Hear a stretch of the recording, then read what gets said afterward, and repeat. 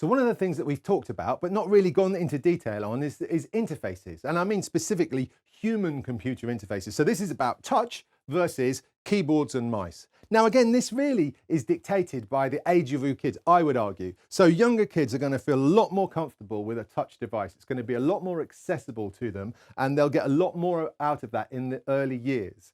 As they get older, I would really recommend, even if you're still doing it on a phone or a tablet, start to introduce them to a keyboard and a mouse. Now you can buy cheap Bluetooth keyboards that will connect to tablets. You can buy even pointing devices or styluses that will work with those tablets as well. As they get older, keyboards and mice start to come into their own. They start to accelerate your ability to interact with the computer.